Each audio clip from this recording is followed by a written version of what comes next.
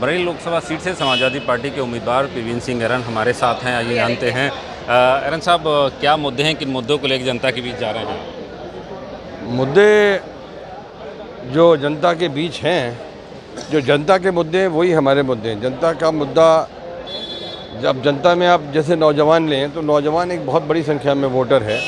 उसके सामने सबसे बड़ी चुनौती रोज़गार की है। बेरोज़गारी मोदी सरकार ने इस हद तक बढ़ा दी है कि आप ये समझिए कि मतलब 8,000 रुपये महीने का जॉब नहीं है, चाहे वो बीटेक हो, बीएड हैं लोग, और वो 8,000 रुपये की जॉब के लिए तरस रहे हैं। और जहाँ जॉब है वहाँ कोई सम्मान नहीं है। तो इन्होंने नौजवानों का जो ऐसा, ये जो कहते थे ना 2 करोड़ रोज़गार देंगे, 2 करोड़ रोज़गार देंगे, इन्होंने तो करोड़ों नौजवानों को बेरोज़गार कर रखा है।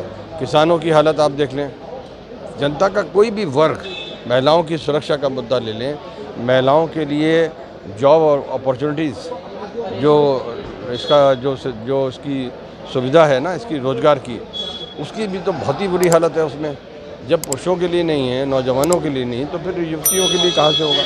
तो जो छात्राएं पास कर रही हैं, जो माता पिता जिन्हें उम्मीद है, जिन्होंने अपनी खून पसीने की कमाई लगा के बच्चों को पढ़ाया, आज वो सब लोग जो हैं बहुत निराश हैं। और ना सिर्फ निराश है बल्कि बहुत गुस्से में है पब्लिक। और ये गुस्सा पब्लिक का, और पब्लिक का जो फैसला है वो दिखाई पड़ेगा। तो मोदी जी जो 400 पार कह रहे हैं, पब्लिक तो चाहती है कि वो तड़ी पार हो जाए, ऐसा मुझे बताया गया। वो कह रहे हैं कि यूपी में 80 की 80 सीटें लाएंगे। 80 सीटें चलिए सामने आ जाएगा।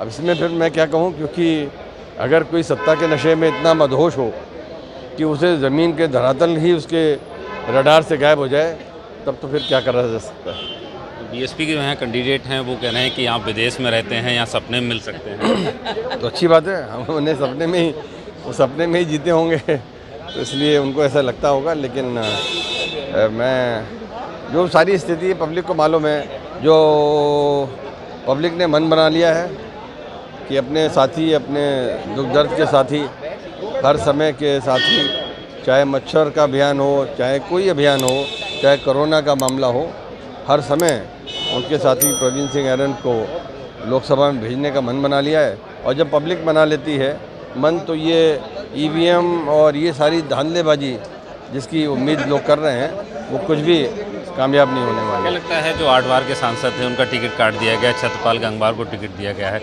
उसका कहीं ना कहीं फ़ायदा मिलेगा? निश्चित रूप से फ़ायदा तो है ही उनका।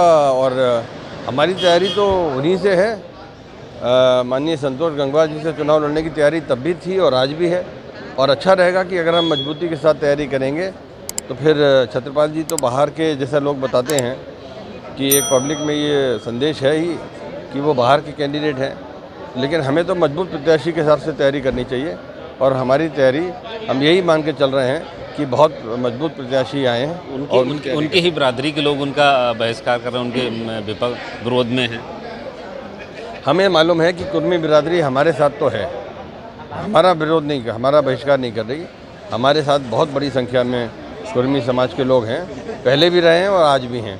हम ये नहीं मानते कि कुर्मी समाज कोई किसी एक के पीछे है। मुझे लगता है कि कुर्मी, यहाँ तो बहुत सारी राजनीति पहले भी हुई। अगर कुर्मी समाज हमें नहीं वोट दिया होता, कुर्मी समाज सहित सर्व समाज का वोट, चाहे किसान हो, चाहे मौर्य लोग हों, चाहे कश्यप हो, चाहे पंडित हो, चाहे ठाकुर हो, बनिया हो, कोई भी हो, हर बिरादरी, प्रजापति से लेके, बेलदार से लेके, शेड्यूल कास्ट से लेके, जाटव से लेके, वाल्मीकि से लेके, सोनकर से लेके, हर बिरादरी, दिवाकर बिरादरी से लेके हर बिरादरी हमारे साथ है। तो हमें इसमें कहीं क्या लगता है इस बार किसी से फाइट है आपकी या कोई है फाइट में? हमें लगता है कि 1 लाख से ऊपर की जीत हो रही है। 1 लाख से ऊपर की। धन्यवाद।